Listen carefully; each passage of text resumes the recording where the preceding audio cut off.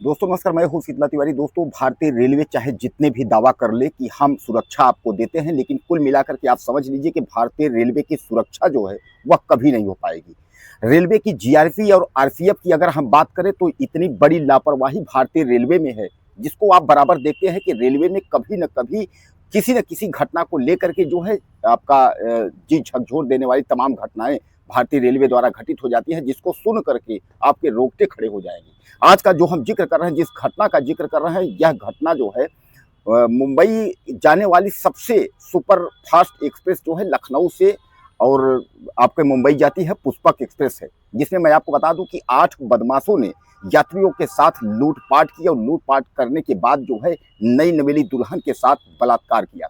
और बलात्कार ही नहीं, उसके बाद उसको मार पीट करके यह लोग घायल कर दिए और बाद में उसको हॉस्पिटल में भर्ती कराया गया, जहां उसकी हालत नाजुक बनी थी। हालांकि बहरहाल उसके बाद स्थिति सामान्य हो गई और 8 बदमाश जो थे वह पकड़े गए और उसके बाद जो है वह जेल के सलाखों में है। अब स्थिति यह है कि वह अपने जो है जीवन और मौत के बीच की भीख मांग रहे हैं। यानी कहने का तात्पर्य यह है कि उनको फांसी की सजा जो है महाराष्ट्र सरकार ने सुना दिया है।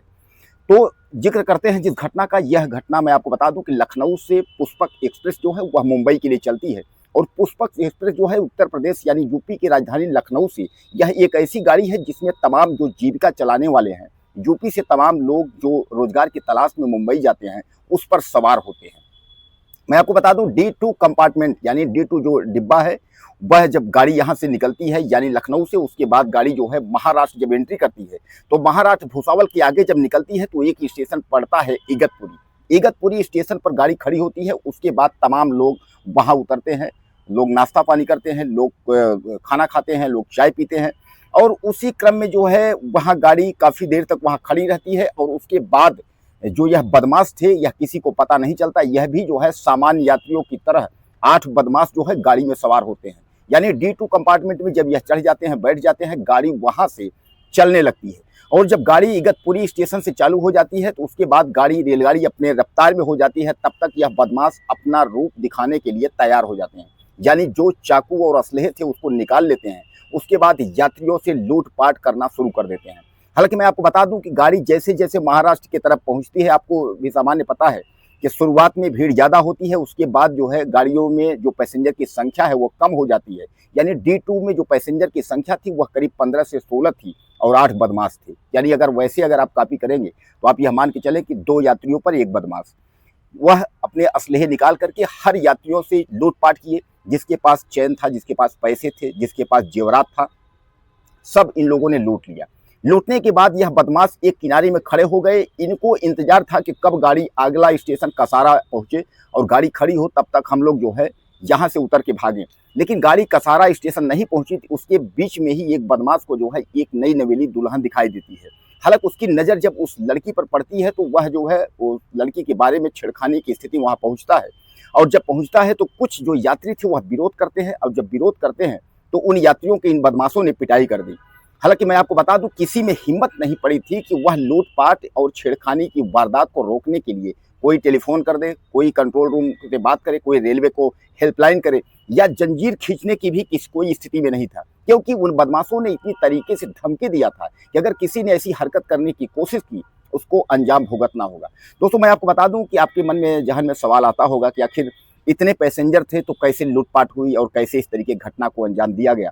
तो आपको मैं बता दूं D2 कंपार्टमेंट जो डिब्बा था उसके एक तरफ 1 बदमाश था और दूसरे तरफ 2 बदमाश थे। यानी डिब्बे का जो क्रम था, आने जाने की जो स्थिति थी, इस डिब्बे से उस डिब्बे में, वह बदमाशों ने रोक रखा था। किसी भी पैसेंजर को इस डिब्बे में आने की अनुमति नहीं थी। उसको बरगला देते थे, इधर भीड़ है, ये सब कहने को उल्टा सीधा करके जो है उन लोगों को बरगला देते थे। अब मैं आपको बता दूं कि छेड़खानी के बाद यानी नवी नवेली जो दुल्हन थी उसके साथ छेड़खानी के बाद उन लोग जो है यात्रियों के सामने उस दुल्हन के साथ रेप करना शुरू कर दिया।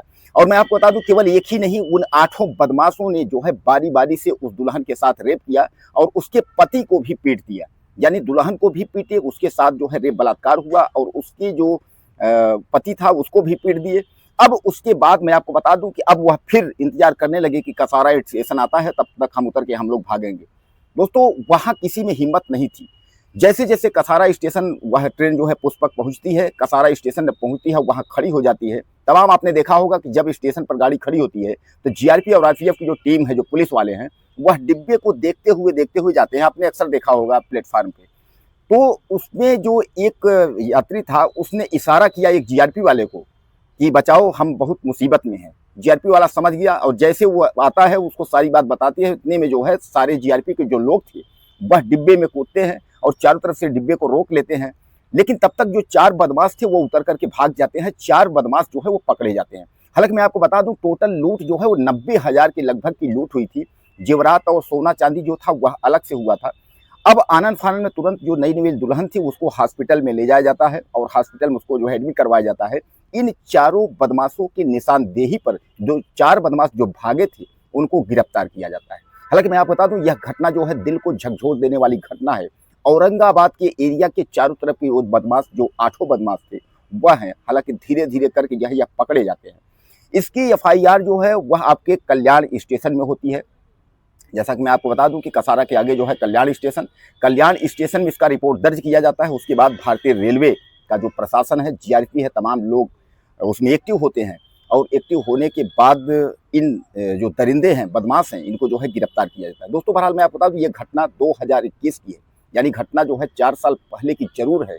लेकिन इस स्टोरी को, क्राइम कहानी को बताने का मतलब ये है कि आपको दिल के ठोस पहुंचाने का मतलब नहीं है। आप सतर्क रहें, सुरक्षित रहें। भारतीय रेलवे में कभी कभी इस तरीके की घटनाएं घटित हो जाती हैं जिसको आप और हम सोच भी नहीं सकते हैं।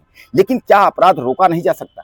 अगर उस यात्री ने इस तरीके की हरकत न की होती, जीआरपी से न कहा होता, तो क्या उन को न्याय मिल पाता? यानी वह बदमाश जो है सुरक्षित निकल जाते। कहने का तात्पर्य यह है, कितनी भी बड़ी मुसीबत हो, एक बार आपको प्रयास करना चाहिए। और अगर आप एक बार प्रयास करेंगे तो ऐसा नहीं है कि आपको जो है सफलता हासिल नहीं होगी या सफलता की ओर आप नहीं बढ़ेंगे। लेकिन एक बार आप प्रयास करके देखो। आखिर इस यात्री ने एक बार प्रयास किया और एक बार इसके प्रयास से सारे बदमाश जो है पकड़े गए। बदमाश जो है फांसी के फंदे तक पहुंच गए, लेकिन सबको न्याय मिला।